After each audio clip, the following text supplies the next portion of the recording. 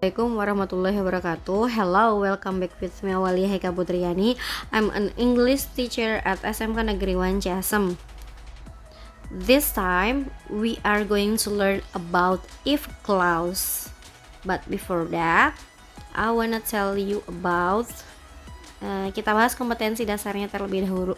Kompetensi dasarnya yang pertama, menganalisis fungsi sosial, struktur teks, dan unsur kebahasaan teks, interaksi transaksional lisan dan tulis yang melibatkan tindakan memberi dan meminta informasi terkait pengandaian, diikuti oleh perintah atau saran sesuai dengan bidang keahlian dan konteks penggunaannya.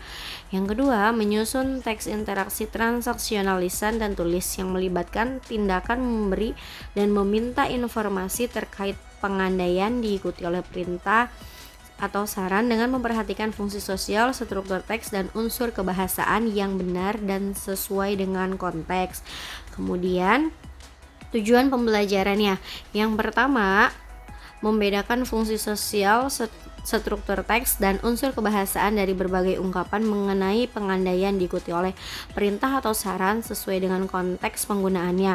Yang kedua, menyusun teks lisan dan tulis mengenai pengandaian, diikuti oleh perintah atau saran sesuai dengan konteks penggunaannya. Yang ketiga, mengidentifikasi fungsi sosial, struktur teks, dan ciri kebahasaan dalam teks mengenai pengandaian, diikuti oleh perintah atau saran sesuai dengan konteks penggunaannya.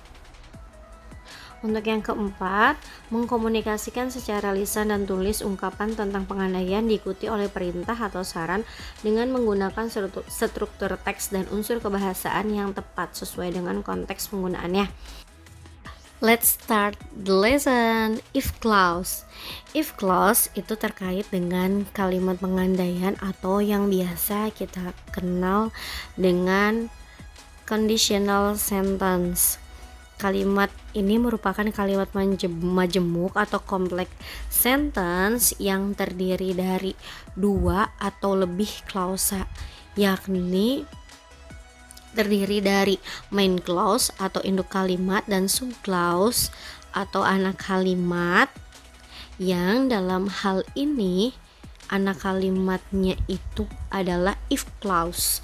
If clause itu tidak bisa berdiri sendiri tanpa adanya main clause atau induk kalimat.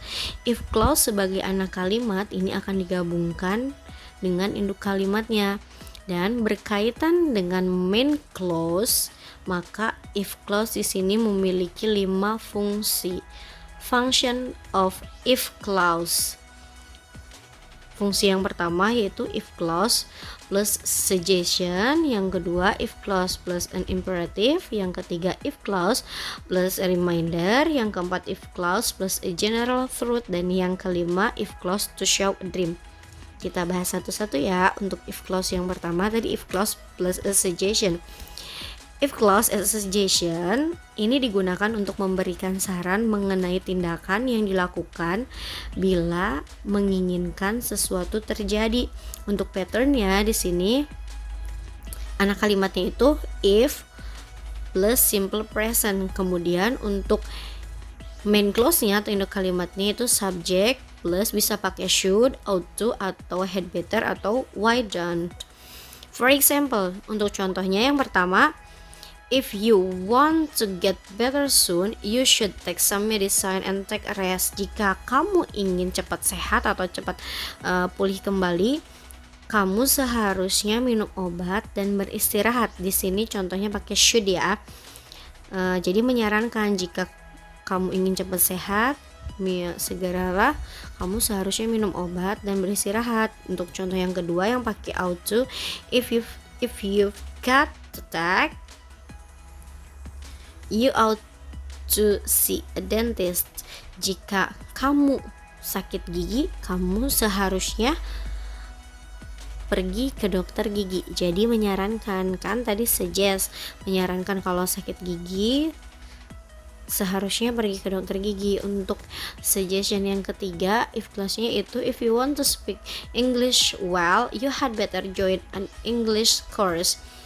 Jadi jika kamu ingin berbicara bahasa Inggris dengan lancar, kamu seharusnya ikut bergabung atau mengikuti kursus bahasa Inggris. Itu sarannya. Untuk yang keempat yang pakai why don't, if you need to know some cooking recipe, jika kamu ingin cari-cari tentang beberapa resep memasak, why don't you search them on YouTube? Kenapa kamu tidak mencarinya di YouTube aja? Nah, itu sarannya. Untuk if clause yang kedua yaitu if clause and imperative. If clause as an imperative ini digunakan untuk menyuruh seseorang agar melakukan sebuah aksi atau tindakan jika menginginkan sesuatu terjadi. Untuk patternnya, if plus simple present, habis itu main clause-nya langsung verb one tanpa harus pakai subject lagi yang main clause-nya. Contohnya, for example, if you feel hungry, eat something. Jika kamu merasa lapar, makanlah sesuatu. Nah, ini kan untuk main clause-nya it itu kan verb one. Jadi sehabis if clause langsung pakai verb one yaitu eat something. Contoh yang kedua, if you like him, tell him by yourself. Jika kamu menyukainya, beritahulah dia. Tell ini verb one.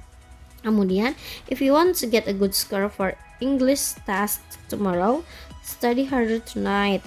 Nah, study ini verb one juga. Jadi jika kamu ingin mendapatkan nilai yang bagus untuk ujian bahasa Inggris besok, belajarlah lebih giat lagi malam ini. Itu untuk imperatif. Kemudian if clause yang ketiga yaitu if clause plus reminder.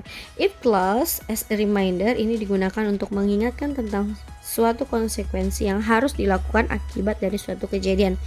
Patternnya if plus simple present, kemudian untuk main clause-nya subject plus bisa pakai have to, has to atau must yang artinya harus.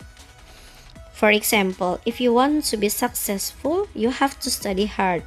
Jika kamu ingin menjadi sukses, kamu harus giat belajar. You have to, ini contohnya have to. Jadi kamu harus giat belajar. Untuk yang contoh yang kedua yang pakai must, if you have a lot of works, jika kamu punya banyak pekerjaan, you must finish them as soon as possible. Kamu harus segera menyelesaikannya atau kamu harus menyelesaikan pekerjaan kamu segera mungkin.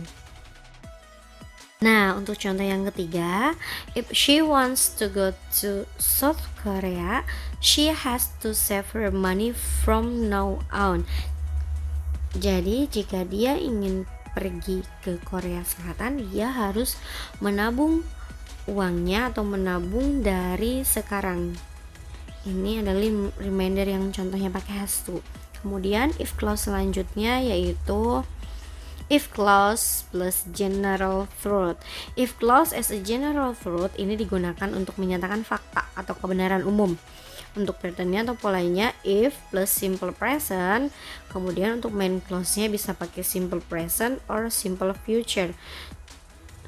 For example, yang pertama, if today is Friday, jika hari ini hari Jumat, tomorrow will be Saturday, besok itu hari Sabtu.